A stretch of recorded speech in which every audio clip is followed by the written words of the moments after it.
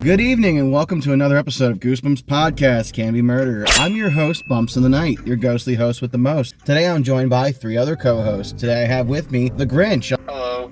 I also have with me an otaku life for me, but you can call him Josh. What's up?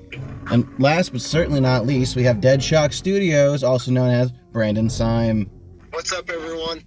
Alright, so today we're doing another Give Yourself book. If I'm not mistaken, this is book number... This is book number 11. Josh, what's the spine say? The spine says, "Welcome to the Wicked Wax Museum." No, but what number is it in the Give Yourself series? It's 12. Oh, book 12. Holy shit. So this is our 12th Give Yourself. Guys, this means we did one Give Yourself a month, math-wise. We didn't actually do that, but, you know, average, we did one Give Yourself a month according to, like, the numbers we've done this year. So. That's pretty good. Hey, that's pretty good. I know, right? Just blazing right through these. So, can't wait to see what 2025 brings us. Anyway, this is probably close to episode 40 if I had to guess. I lost track a while ago because I'm behind. 2 jobs will do that to a man. Anyway, for those of you who are just joining us for the first time and don't understand the rules and regulations, this is a book club where we review Goosebumps books. We're doing a Give Yourself, so we're going to be doing a live reading of it. The rules stay such. Each person plays one character or more depending on the need. Everybody gets 1 life. When we die, we lose a life. If we run out of lives, the game is over. We can burn a life if we decide that we don't like the group decision. This is a group vote, so since there's 4 of us, it's got to be at least a 3-sided vote. If we come to a tie, And Brandon... also, let's not forget, we also can save, do a save state at a choice. I mean, I was going to get there, but hey, thank you. No, alright. If we get to a tiebreaker, Brandon will help us break that tie with a coin toss. Unless he's busy, then I'll just roll a dice. Not a huge deal on that.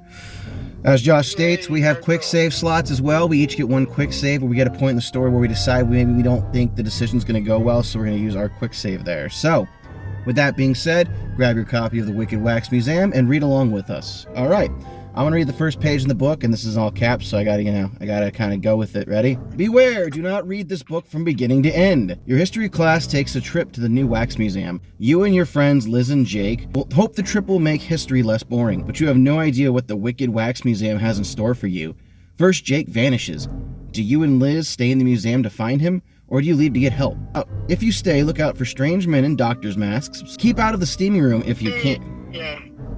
Keep out of the steaming room if you can, and beware wax figures that seem a little too lifelike, especially that hooded one with the gleaming axe. Is that a reference to, Terror Tower? Could be. Yeah. If you leave the museum, get ready for a terrifying time. Meet Sybil Wicked and her skull-faced servant, Axel. They've developed a horrible new kind of plastic surgery. Can you and Liz escape before your faces get lifted right off your bodies? The scary adventure is all about you. You decide what will happen, and you decide how terrifying the scares will be. Start on page 1, then follow the instructions at the bottom of each page. You make the choices. And this is all caps, so I'm not yelling at you, I'm just reading it as it is. So take a deep breath, cross your fingers, and turn to page 1 to give yourself goosebumps. Oh no, dun dun dun. Yes, so turning to page 1. I love the art for this, by the way. Just gonna say that now. Me too. Yeah, this is one of my favorite Give Yourself covers. Yeah, she be sweating, though. Josh is gonna be Jake. Who wants to be Liz? That'll be it. Okay, so Brandon, that means you'll be random character number 3 whenever they appear. Heck yeah. Alright, here we go. Cool, you exclaim to your best friends Liz and Jake. The field trip to the Wicked Wax Museum is today. I can't believe our class gets to see the day before the grand opening. Finally, Mr. Dunning's history class won't be such a bore. Jake adds, flipping his black baseball cap around backwards. Mr. Dunning? More like Mr. Dull. Mr. Dunning? More like Mr. Dull. You said it. Liz giggles. Her red curls bounce when she laughs. Hey, why is it called? That's the name of the guy who owns it. Jack explains. Dr. Izzy Wicked. He made all the wax figures. Pause. I love what he did there. Well, according to Mr. Dull, Liz adds. the museum is supposed to bring history live for us, or something like that. Yeah, right. Jake smirks. And maybe the wax figures will come to life too. Oh, gross. Liz cries. Give me the creeps, Jake. Come on, you two, you say. The bus is here. Let's be the first in line so we can grab the back seats. Hell yeah. Back in the 90s, back of the bus. That's where cool kids sat. Page 2. On the bus, you rush to the back. You and Liz take a 2-seater. Jake sits alone across the aisle with his red sneaker feet up on the seat. Now no one else can sit there. Jake leans back, his chin-length brown hair falls over the top of the seat. Let's get this crate rolling. He mutters. All right, people. Mr. Dunning shouts from the front of the bus. Thanks to my personal donation to the museum, we get to see the place before it opens to the public tomorrow. The teacher does one last head count. All right, Sal. He says to the driver. We're all here. Let's go. As soon as the bus starts moving, Jake presses his nose and open lips flat against the window for the viewing pleasure of other people on the road. Gross. Then he breathes on the window and writes in the steam, "Honk if you're horny."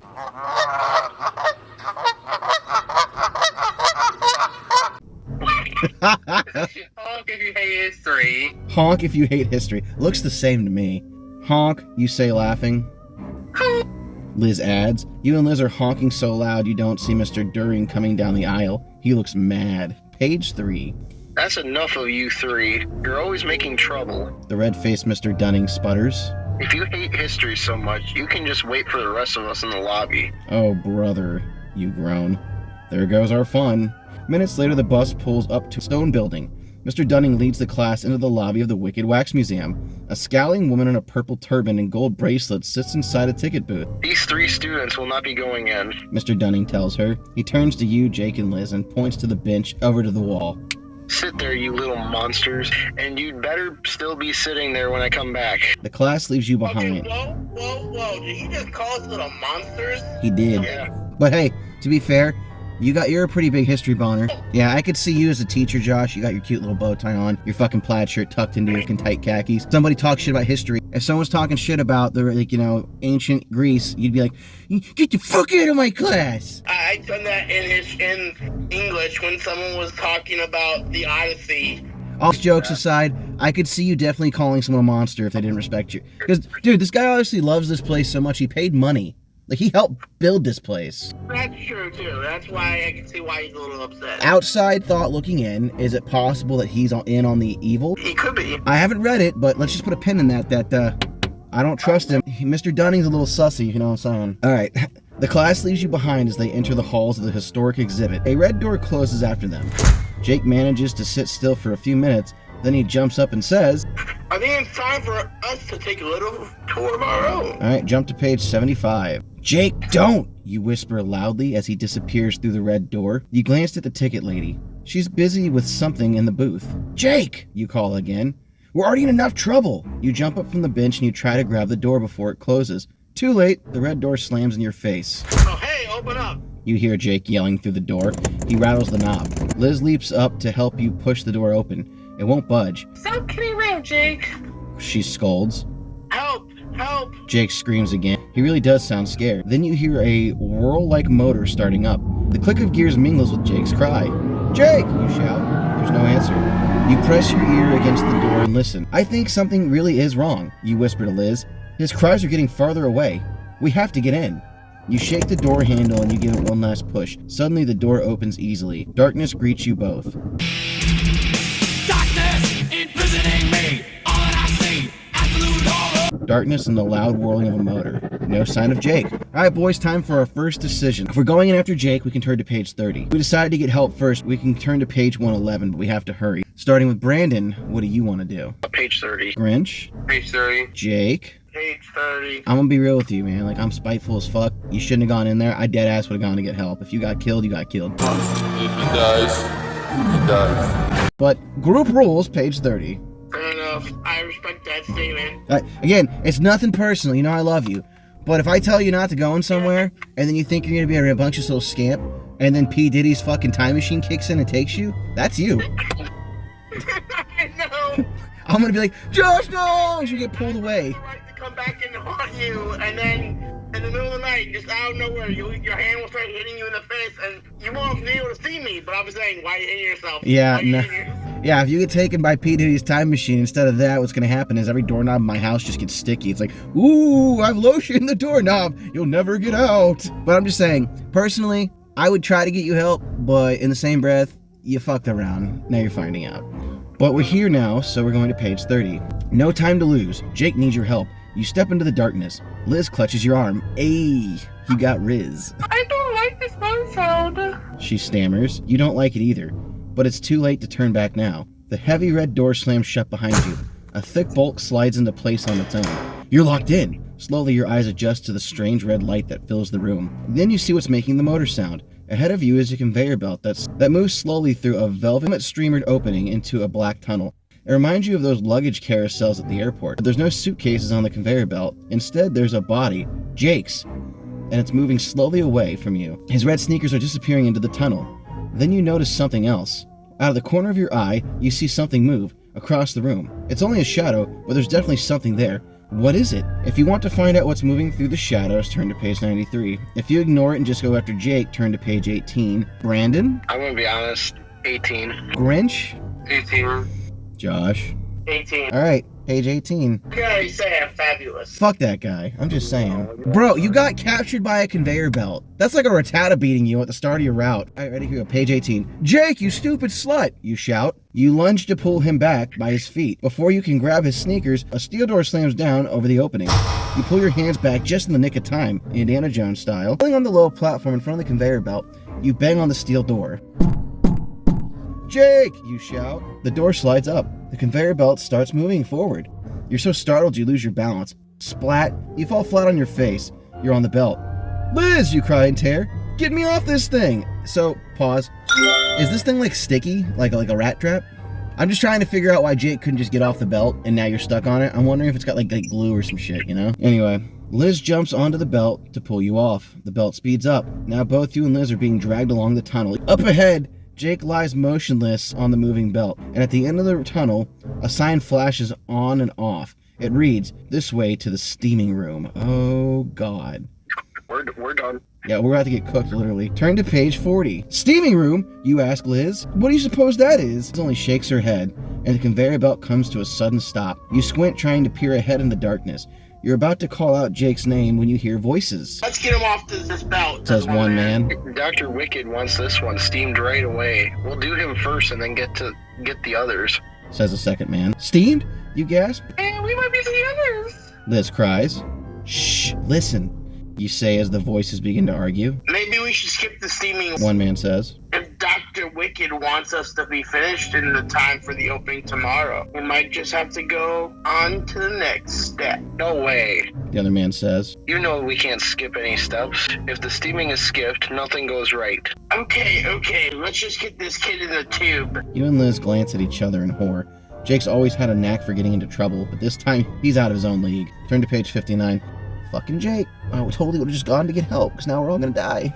Look what you made us do, Josh. Alright, page 59. We've got to see what they're doing, you whisper. You and Liz tiptoe along the conveyor belt. Finally, you can see the room at the end of the tunnel. Two men are lifting Jake off the conveyor belt. His body hangs limp. You watch in terror as they load him into a glass tube and shut the door, just like in Willy Wonka and the Chocolate Factory. It's his stomach that's done that. He's blocking all the chocolate. The room is filled with these human-sized tubes. They look like big test tubes, but they have doors. Each tube also has a clear hose sticking to the top of it, connecting it to a big pipe on the ceiling, and Jake is on the inside of one of them. How do we get him out of there? Liz whispers, but before you can answer, the conveyor belt starts up again. With a jolt, you and Liz are knocked off your feet and carried down to the tunnel, toward the test tube room. Then you notice the air around you is getting damp and heavy. You're feeling sleepy.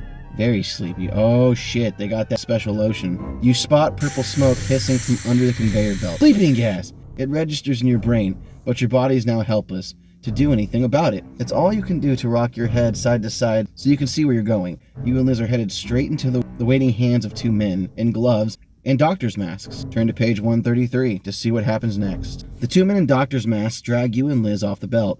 2 more for steaming, says one. Dr. Wicked will be pleased. They roughly load you and Liz into separate test tubes, close the glass doors, and seal them. They're going to steam us, your mind screams. We'll die! Already you have to fight for breath. You've always been frightened of enclosed places. It's hard not to panic. Hashtag claustrophobia. Your mind races trying to come up with a plan. Now that you're away from the sleeping gas, you feel your strength returning to your arms and legs. Maybe you can break out of this contraption. But what about the two men? Besides, once the steaming starts, whatever it is, you'll probably need all your strength you can muster. Maybe you should lay low and try to conserve air and energy, and hope you come out alive. What will it be?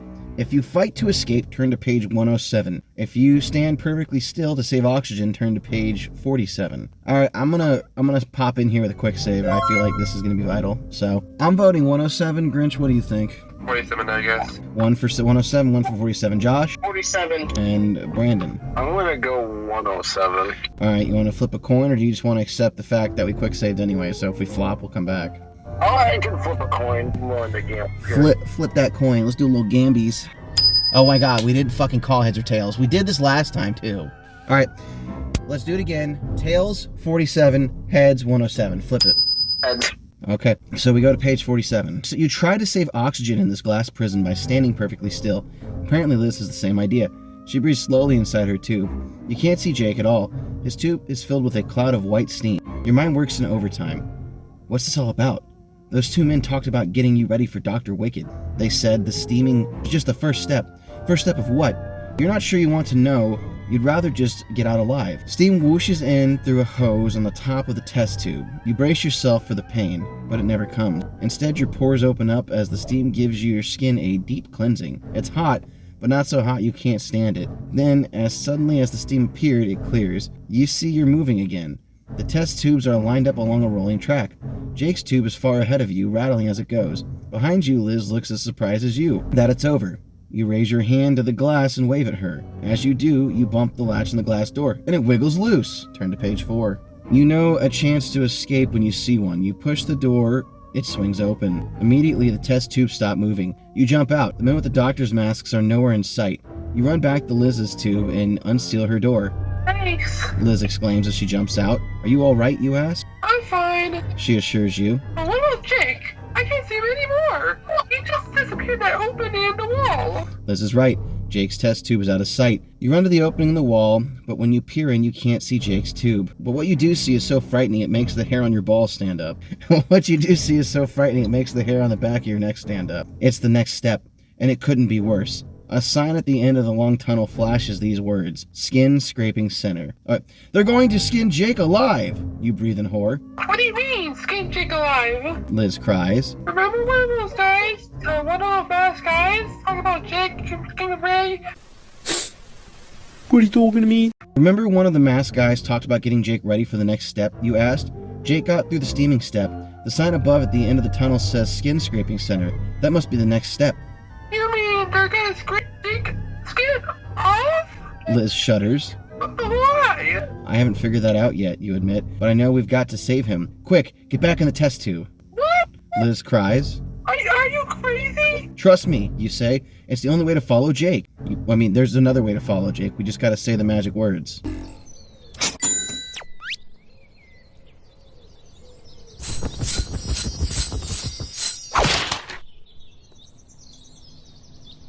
Mr. Mitchy. Does anybody know the magic words? Pretty please. No. Okay. Baby, no baby oil. I was gonna say, like a good neighbor, State Farm is there. Oh yeah, that's a good one too. Yeah, I'd like that. Who are you talking to? It's Jake from State Farm. Sounds like a really good deal. Jake from State Farm at 3 in the morning? Who is this? It's Jake from State Farm. What are you wearing, Jake from State Farm? Khakis. I get it because the guy in the show is named Jake. Yeah, and then Jake just appears. Alright, so that's not a paid sponsorship. Hashtag fuck insurance. Okay, let's get back to where we're at. You push Liz back into her tube, then you jump into your own tube and you pull the door closed. Just as you hoped, the track starts moving again. You and Liz are headed straight for the Skin Scraping Center. You hope you won't be too late to save Jake. That's it, if you can survive yourselves. Alright, page 26. The track moves you and Liz toward the opening in the wall. Then something unexpected happens. Instead of the track taking you to the Skin Scraping Center, straight ahead, the test tube veers off to the left. Spotlights flicker along the track. You're not in a tunnel at all now. The test tubes are moving through the well-lit cave with a high ceiling. Without warning, the test tube stops moving. The door swings open slowly. A recorded voice over a loudspeaker repeats. Watch your step, please, as you are leaving your capsule. Watch your step, please, as you are leaving your capsule. Watch your step, please, as you are leaving your capsule. And don't drop the soap. Turn to page 5. Nervously, you and Liz step down from the tubes. You glance around for Jake, but you don't see him anywhere. Where is that voice coming from, you wonder? Then you spot 2 speakers hanging from wires on the cave-like walls. There's no one here. Liz whispers. A few steps away, you see 2 bucket seats lined with cushions, 2 comfortable chairs just sitting there in the middle of the cave. Without thinking, you and Liz fall into the soft cushioned seats and collect your thoughts. We've lost Jake. You state the obvious. If only we could find Mr. Dunning and the group. Museum is this anyway? There's something terribly happening here. Liz says. Another recorded message suddenly blares through the cavern. For the convenience of other visitors, please keep moving. The floor beneath your seat starts to move, just like the test tubes. Hey! You shout, trying to get up. A bar falls down across your lap. Another drops down for Liz. Wait a minute, you think? You've been in seats like these before. At amusement parks. You must have stumbled onto some sort of wax museum ride. Hope it's a good one. Guys, I'm getting Shocker on Shock Street vibes here, but that's just me. Me too. Alright, so we're going to page 49. The seats move forward into yet another dark tunnel. It's so dark you can't even see your hand in front of your face. Then your seat swivels abruptly, and the lights come on. Before you is a wax diorama. It shows a stone-walled room filled with old-fashioned science equipment. In the middle of the floor is a doctor's examining table. You recognize the setting. You've seen the movie at least 5 times. It's a scene from Frankenstein. But there's something wrong.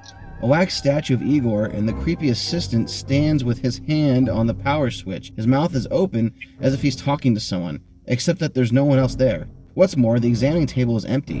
Where's Dr. Frankenstein? And where's the monster? Weird. You know the museum is set to open tomorrow. Why are there missing statues? Maybe you should investigate. Liz has a different plan in mind. Turn to page 131. This is pretty creepy. Liz cries. Stop the light. I want to get off. She pushed hard against the metal lap bar. Everything screeches to a halt. A moment later, the lights go out. You're sitting in the dark again. What happens next depends on what day of the week it is. If you're reading this on a weekday, then the ride starts right back up again. If you're reading this on the weekend, then you have to get off the ride. Go to page 25, bitch. It's Sunday. Tell me it's not anymore. Motherfucker. All right, well, we died. It's still Sunday for me. All right, so we're going to double back in just a second, but let's read through this page. You sit in the dark for a moment, not sure what to do. Then a blood-curdling scream echoes through the darkness. Get out of here. Liz cries. She's frantic. You hear her squeezing under the lap bar and hopping down onto the track. You do the same. Wait, you call. Then you hear Liz scream. The same instant, the floor beneath you gives way and dumps you through a secret opening. We're falling, you cry as you drop through the darkness. The fall seems to last forever. Then you see light below. The strong smell of melting candles reaches your nose. First you smell it, then you see it. Then you're in it. Bubbling, swirling, boiling wax. You splash right into it. 2 more. You hear a man's voice say, before the hot wax seals your ears forever. Coat them with wax, put some new faces on them, and presto, instant wax figure. That one over there could be Dr. Frankenstein. A finger pokes you in the side. And this one could be the monster. Well, after Mr. Dunning called you a little monster, guess he was right in the end. The end. So we lost a life.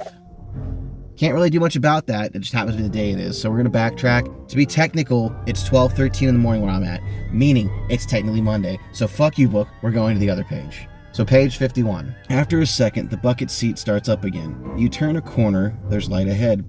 A recorded voice says, We hope you enjoy the show. Please watch your step as you leave the ride. The bars lift from your laps, and you step out. You're in a little room with mirrors on the pale green walls. On one of them, there's an open door. A sign above it says, Welcome to the River of Wax Maze. Proceed at your own risk. Beyond it, a narrow path is bordered by clear glass ditches. What looks like hot wax flows through the ditches, popping and bubbling as it goes. Now you see why it's risky. You enter the maze. You wouldn't want to slip and fall into the wax. Liz starts to say something, but you cut her off. Shh! You caution her. I think I hear something. Sure enough, barely audible above the gurgle and pop of the wax, you hear voices. You can't make out what they're talking about, but you know who they are. You know those voices anywhere. How could you forget them? It's them, you whisper to Liz. The guys with the doctor masks. We must be close to Jake. Come on. You have no choice but to tackle the maze. Page 96. Good luck. Oh, fuck. Oh, fucking fuck. This is giving me it's giving me armor flashback. Yeah, fuckity fuck me. Here we go. So, for those of you at home, I'm going to throw the maze up here on screen. Yeah. Oh boy, here we go again. Yeah. I'm going to do a quick speed with my eyes here, it looks like. Wait, should we just avoid the thing? Because it just says if you finish the maze successfully, go to page 124. Alright, let me read it real quick. Where the fuck do you see that? On mine, it says that. It just says, if you finish the maze successfully, go straight to page 124. Are you If book? you don't get through the maze, close the book and take a cold shower. You've been riding on a river of burning wax. Are you book or PDF? PDF. That It's is on page 96. That is interesting. Let me read it real quick. How amazing are you? Start at this way out sign as you follow your chosen path. Collect the letters along the way and see the spaces provided. Copy them onto a piece of paper and fill out the letters along the way. If you have chosen the correct path, the letters will spell out an important message from the owner of the Wicked Wax Museum, Dr. Wicked himself. Write the letters in order, okay? The unthinkable has happened. The impossible is now true. I've been brought to life in a horrifyingly real iced lolly from Walls. Get your fangs into the strangest lolly you've ever tasted before it's too late. Walls Dracula. It's really horrible. We have just successfully completed the maze during this commercial break. The maze has a message spelled out. The message spells out, only you can save Jake. If we figured it out, which we did, we turn to page 124, which is where we're at now. Uh-oh, looks like your inn might be here. Yours and Liz's and Jake's. We're in the wax dripping laboratory, and it's very clear now what is going on at the Wicked Wax Museum. You look around for Jake and spy an empty stretcher, but no Jake. Huge vats of hot bubbling wax are lined up across the center of the lab. Dozens of ropes hang from scaffolding. Giant machines rumble, tumble, and swish and swirl. Hundreds of wax-dripping figures dangle from drying racks. A voice on the other side of the laboratory shouts, Festival for readiness. Yes, Dr. Wicked. replies a worker in white. Now you see him. Dr. Izzy Wicked himself, standing on a platform overlooking a lab. A mane of wild white hair frames his hollowed-cheeked face. Don't dip him until you're sure that the steaming and the skinning have been successful. He orders. The three other workers are gathered around a stainless steel table, where they step back and you see what or who they're examining. It's Jake. Turn to page 104. It's Jake! Liz exclaims aloud. Both the workers and Dr. Wicked swing around to see who spoke. They see you and Liz. After them! Dr. Wicked orders. After them! Run! You shout. Run for your life! With all the workers in the laboratory coming after you, there's only one way out of this. Up. Oh shit, it's like Minecraft when you dig too far down.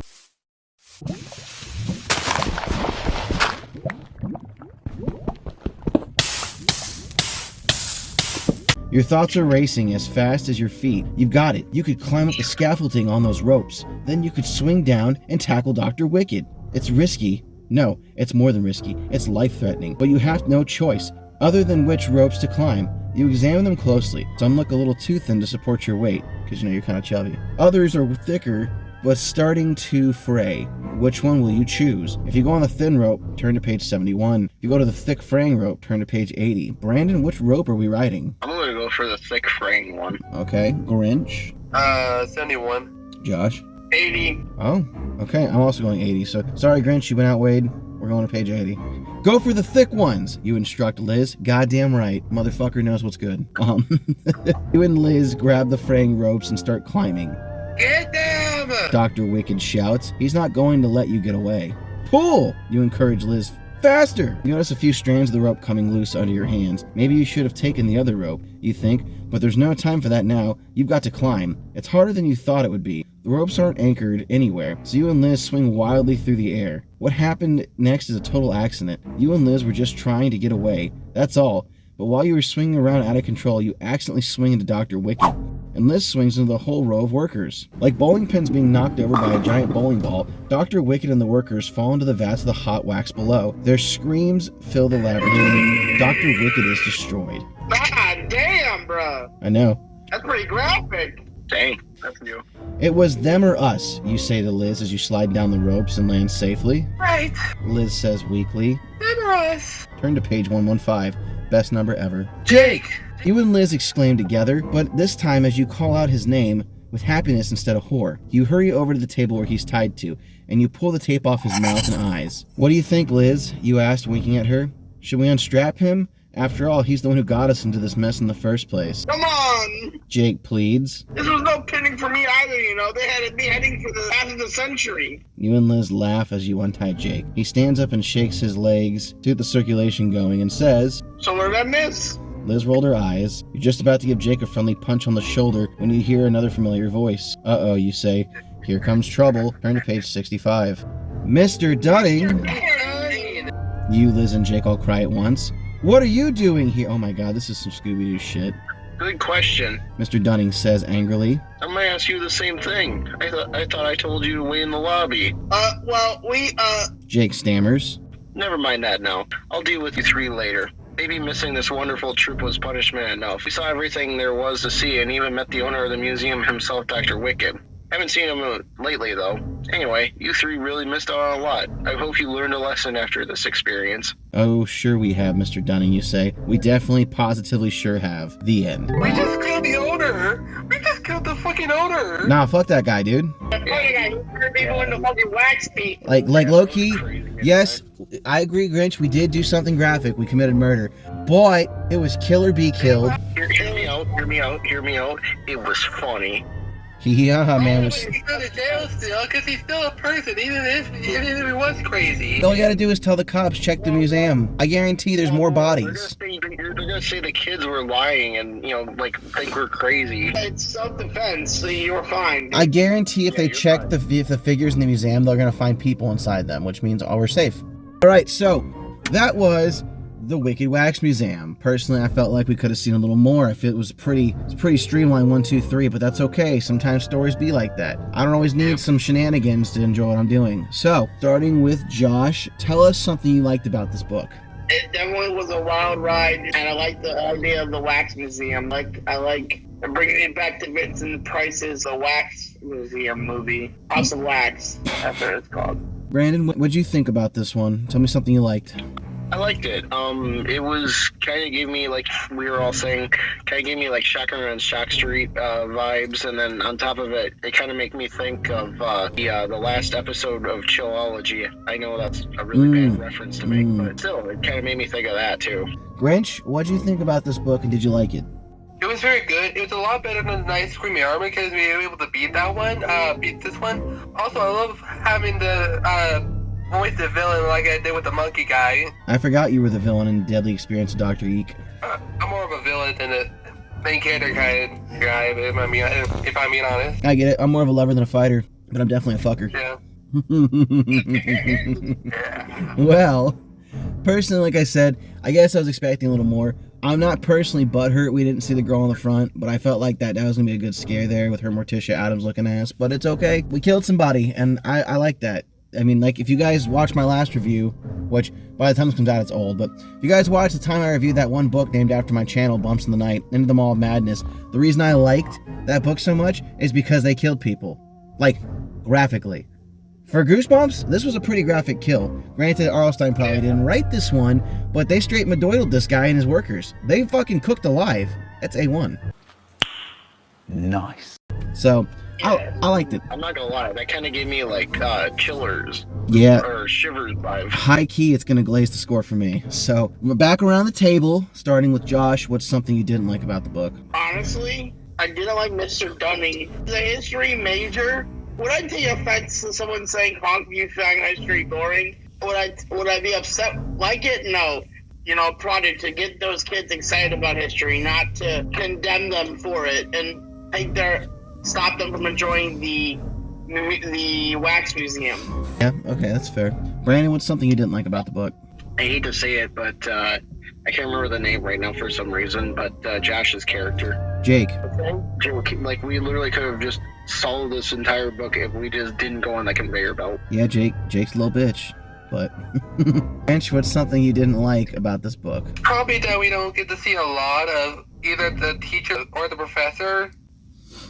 There's probably other endings before we see the other characters, but we didn't get that far. I agree with you. I think that's one thing that to give yourself series suffer from. I feel like there's definitely some more shenanigans to be done with Dr. Wicked. Because the way the story jumps around, we might have missed one or two twists or turns with him. I feel like he should have had a bigger introduction, but stuff happens. It's not the end of the world. Like I said, this is all just the RNG. Personally, I just would have liked to see more of the museum. I thought that was such a cool concept, and I feel like we just got the bare bones backside of it, where it was like we saw the industrial part. Let's rate this puppy, starting with Josh, scale of 1 to 10. What you gonna rate it?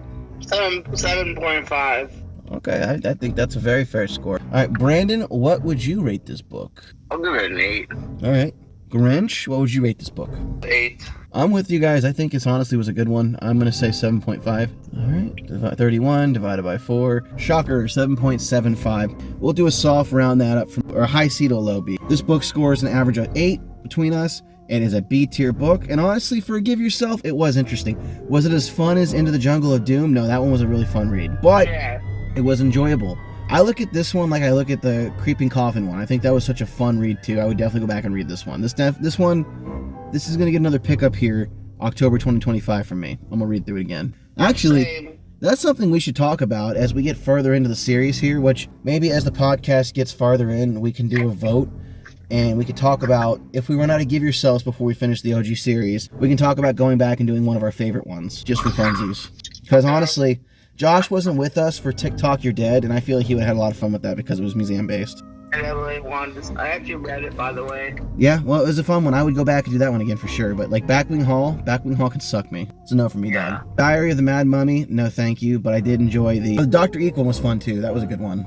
I gotta be honest about something. When we do Please Don't Feed the Vampire, I'm gonna actively try to get one of the bad endings. Okay, well, I can't be mad if you want to grief. I respect it. Let's talk about our closing thoughts on this book and then move on to what comes next, okay? Starting with Brandon, give me your final thoughts on the book, your closing statement, if you will. I thought it was pretty decent. Grinch, what is your final thought / closing statement on this book? It's very good. Josh, final statement / closing thought? A really good book.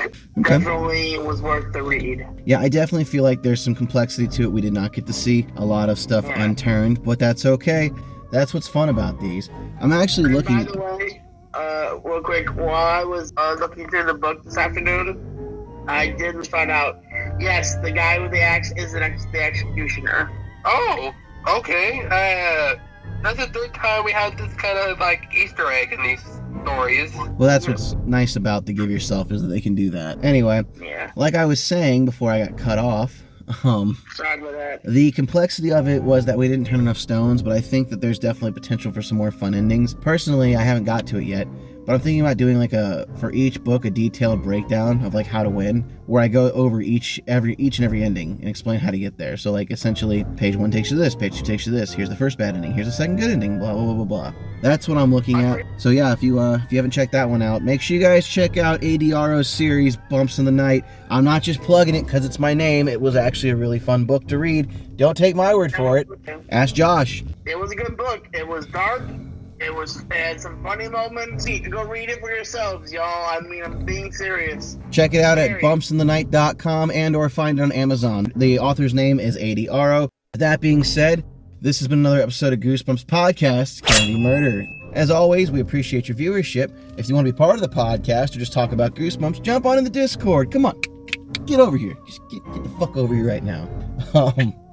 And of course, if you haven't already done so, make sure you subscribe. It's the best way to keep up to date with my Goosebumps content. I'm kind of coming off a burnout streak here, so hopefully I'll have plenty of new stuff coming out. If you haven't done so, like the video, drop a comment, and yeah, we'll stab you in the next one.